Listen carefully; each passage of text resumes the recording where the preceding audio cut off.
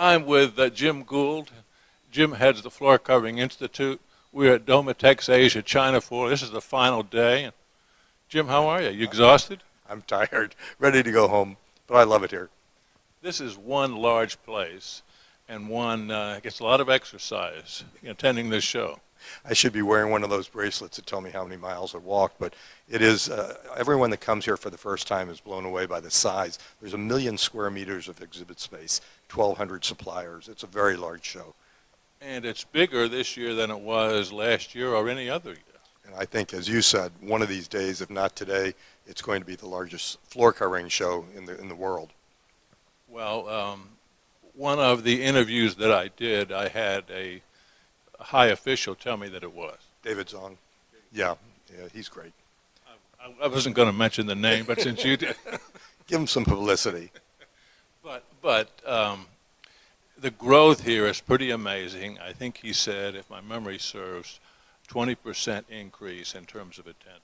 Well, it's a vibrant market, and now it's a consuming market. So everybody wants to show here. People are coming to look at new product, new innovations. It's not just the low-cost supplier to the world anymore. Now, one of the questions I asked him was, who comes here? One of the confusing things or it seems difficult for me to understand.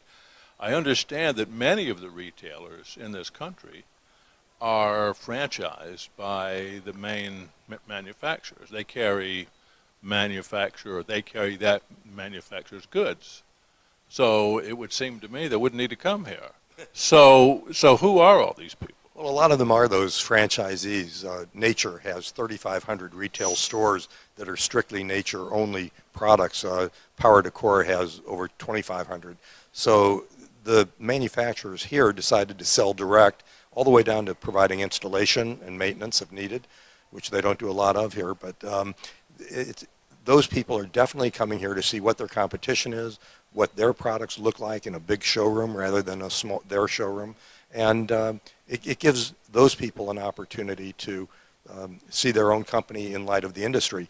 The interesting question, you said you're confused, and that's rightfully so, because there are Asian manufacturers, Asian buyers coming here, but it's also very international. A lot of foreign manufacturers trying to tap in to the Asian market, and a lot of the buyers coming here to see what's available from all of these people around the world.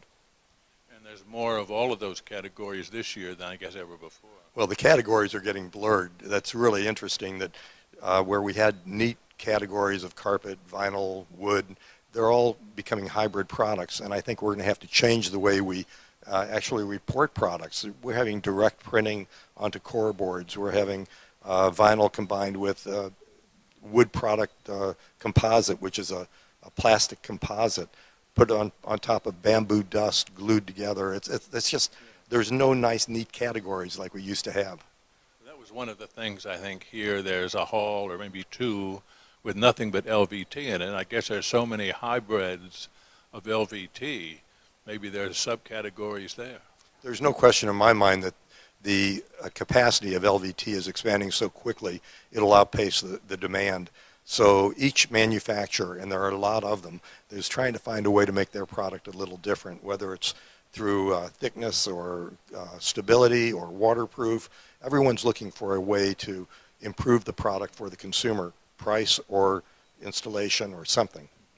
Now, when I first came to this show, there was no question but what this was a place where people from either the U.S. or Canada or Europe would come to source product. Then I noticed the second or third year, instead of seeing the English characters, be very, very big, all of a sudden the Chinese characters were, which I guess meant that the domestic market was being served. Has the sourcing for U.S. and Europe diminished in any way, or is it just the growth in the in the domestic retail and commercial area that's grown so much? Well, it's all growing, but in particular, I came here first 15, 20 years ago looking for a cheap product, honestly, a product that was 20% less than what could be made domestically in the U.S. Today, you come here and look at quality, you look at innovation, and all of those things are changing. So you don't come here looking for a cheap product unless you really want low quality. And the Chinese manufacturers will make whatever the market wants. But today, instead of going to Germany to see innovation and coming to China to see the copy at lower prices, you go to either place and find innovation and a range of quality. Are you finding that Americans are coming here just as aggressively now as they did 10 years ago or 5 years ago? Much more so. When I would come here 20 years ago, there was no one else here. And maybe a few people, if I was maybe one of 5 Americans that would attend the show. Today, I find retailers, distributors, and manufacturers all coming here just to see what's going on in the world. You know, speaking of that, I noticed there were several U.S. players who had traditionally been here exhibiting who are not. I did notice that this year, and I'm not sure why that is, because China is consuming more than they've ever consumed before. The middle class is growing, and there's actually a desire for American-made products. So it's an opportunity, and I would think that any American manufacturer that wants to expand needs to find a partner in China. You can't just come here and show your samples and expect to sell, but you've got to find a channel partner, and then there is definitely a need or desire for our products. Most of the majors have done that in terms of a partner and have been very successful at it and have still exhibited here. But for some reason or other, there's been a change this year. Right. The National Wood Flooring Association doubled their space this year. They have twice as many supplier or members, manufacturer members. There's a tremendous need for American lumber, whether it's trees or sliced lumber, to be made into flooring. And we've expanded the footprint by double this year, and we're going to double it again next year. So U.S. producers are sending the lumber over here. They're making flooring out of it and sending it back.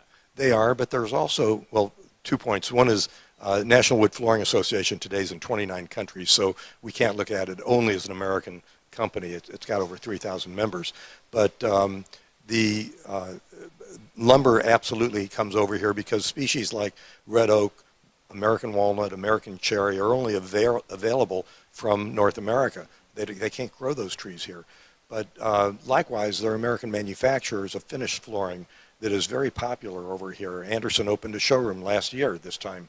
And there's an expansion, because there's a desire on the part of the Chinese consumer, there's an expansion of American sales of finished product here. What shifts are you seeing among Chinese producers? And I'm talking about the larger folks that have all of the retail stores. I noticed one didn't show last year, they didn't show this year. And it seems like there's some Elegant Living. Elegant Living was here, but they weren't showing, you're right. They're a Malaysian company, really, and they are looking for all kinds of acquisitions right now, but they're a very fast-growing company. They have 800 stores in China. So I think that the face of the Chinese manufacturer that is sharp enough to be exporting is unique. It's different, and they're looking for all kinds of opportunities, and they're focused on quality and innovation, not on cheap price. That's pretty much universal among these people, looking for something new, something different, sharpening their line, sharpening their pricing, I guess. Well, if there are 1,000 manufacturers of wood flooring here, there are probably 50 that are really globally oriented. We always have to remind ourselves that this country's only been open to free enterprise for maybe 15 years. And the owners and the product people are all relatively new to the industry. You don't find any 40-year veterans. And so they're learning as they go. And some of them are struggling, but the good ones are really good.